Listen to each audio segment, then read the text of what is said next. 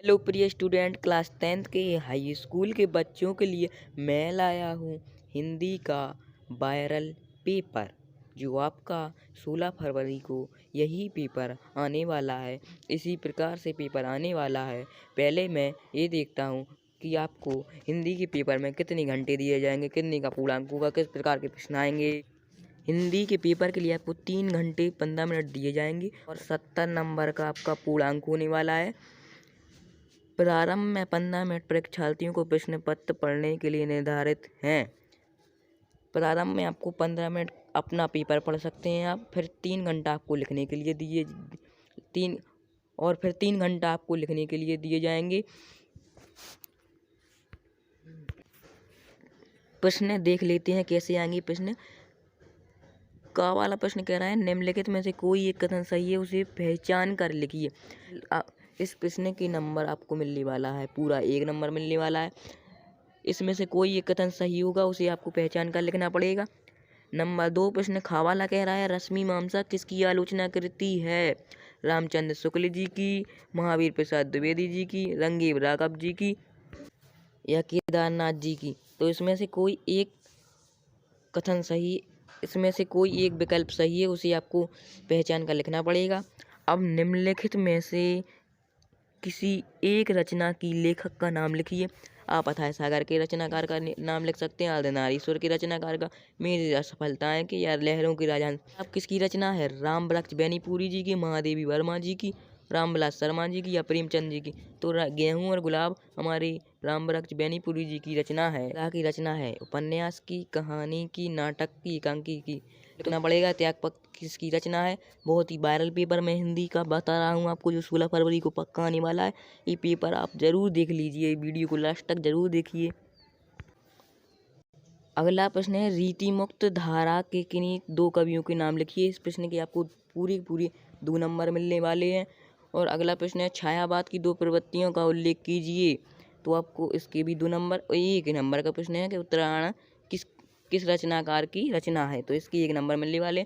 अब बात कर लेते हैं अपने गद्यांश की। तो गद्यांश में आपको बिल्कुल पूरे के पूरे 6 नंबर मिलने वाले हैं। और आपका जो मोस्ट गद्यांश दिया गया है, इसमें आपको इस गद्यांश में रेखांकित अंश जो दिख रहे हैं, इसकी यहाँ से यहाँ तक व्याख्या करनी पड़ेगी और आपको इन प्रश्नों का उत्तर देना पड़ेगा। सबसे पहले आपको संदर्भ लिखना पड़ेगा, फिर रेखांकित अंश की व्याख्या, और फिर आपको उपयुक्त गद्यांश में भारत की बोलियों एवं संप्रदायों के संबंध में लेखक ने क्या कहा है, इसके बारे में भी आपको उत्तर लिखना पड़ेगा। इसके 2 नंबर, इसके 2 नंबर, इसके 2 नंबर, आपको पूरे गद्यांश में 6 नंबर मिलने वाले हैं। वो वाला गद्यांश नहीं लिखना है, तो इसकी अथवा में एक और गद्यांश दिया गया है, यहाँ से यहाँ तक रेखांकित अंश की व्याख्या करनी पड़ेगी। और इसमें भी आपको गद्यांश का संदर्भ, रेखांकित अंशों की व्याख्या और इस प्रश्न का उत्तर देना पड़ेगा, जिसमें आपके तीनों के 2 नंबर मिलने वाले हैं, जिससे आपको गद्यांश में बिल्कुल 6 नंबर मिल जाएंगे। प्रश्न नंबर 4, पद्यांशों में किसी एक संदर्भ व्याख्या कीजिए और काव्य सौंदर्य स्पष्ट कीजिए। इसके भी आपको पद्यांश के भी 6 नंबर मिलने वाले हैं। और बहुत ही इंपॉर्टेंट पद्यांश इसमें दिया गया है, मैं आपको बताता हूँ। इसमें दिया गया है, निर्भय स्वागत करो मृत्यु का, मृत्यु एक है विश्राम स्थल, जीव जहाँ से फिर चलता है, धारण कर नवजीवन मंडल। मृत्यु एक सरिता है जिसमें श्रम से कातर जीव नहा कर फिर नूतन धारण करता है, काया रूपी वस्तुवाहक। इसके अथवा में एक और दिया गया है, आपको यदि ये नहीं लिखना है पद्यांश, तो आप दूसरा भी लिख सकते हैं। इसकी अथवा में आप जी वाला गद्यांश लिख सकते हैं, यहाँ से यहाँ तक, तो आपको इसके भी 6 नंबर मिल जाएंगे। प्रश्न नंबर 5, निम्नलिखित में से किसी एक लेखक का जीवन परिचय देते हुए उसकी एक रचना का उल्लेख कीजिए। इसकी आपको 3 नंबर मिलने वाले हैं। ऑप्शन है आचार्य रामचंद्र शुक्ल, डॉक्टर भगवत शरण उपाध्याय, जयशंकर प्रसाद। तो अब मैं आपको बता देता हूँ कि जयशंकर प्रसाद का जो जीवन परिचय है, जो 3 नंबर में आने वाला है, उसकी मैंने एक फुल वीडियो बना के रखी है, जिसकी लिंक डिस्क्रिप्शन में है। आप लिंक पर जाकर क्लिक कीजिए और जयशंकर प्रसाद का जीवन परिचय देख लीजिए और 3 नंबर आपके पक्के हो जाएंगे। प्रश्न कह रहा है, निम्नलिखित में से किसी एक कवि का जीवन परिचय दीजिए तथा उनकी एक रचना का नाम लिखिए। 3 नंबर का जी रहेगा, मैथिली शरण गुप्त जी का, महादेवी वर्मा जी का, सूरदास जी का। तो इसमें से आपको कोई एक लिखना पड़ेगा, जिसकी आपको बिल्कुल पूरे 3 नंबर मिलेंगे। वो लेखकों में से लिखना था, आपको लेखकों में से लिखना है और कवियों में से लिखना है। 2 जीवन परिचय लिखने पड़ेंगे आपको बोर्ड एग्जाम में। अगला प्रश्न है निम्नलिखित में से किसी एक का ससंदर्भ हिंदी का अनुवाद दीजिए। तो ये आपका है भारतीय संस्कृति में से, जिसके मिल रहे हैं आपको बिल्कुल पूरे 4 नंबर मिल रहे हैं। और इसके अथवा में आप दूसरा भी कर सकते हैं, ये अथवा में दिया गया है जी वाला। अगला प्रश्न दिया गया है अपनी पाठ्य पुस्तक में से कंठस्थ किया हुआ एक श्लोक लिखिए जो इस प्रश्न पत्र में ना आया हो।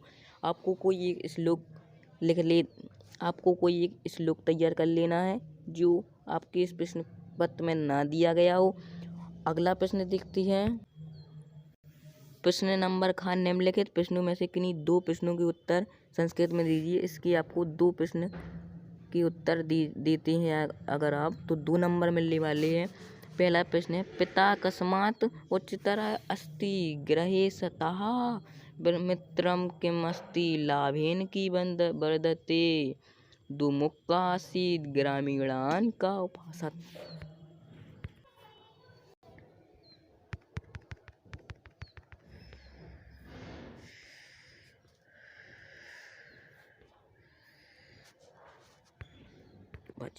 गा वाला प्रश्न दिया गया निम्नलिखित में से किन्हीं 2 के समास विग्रह कीजिए तथा समास का भी नाम लिखिए।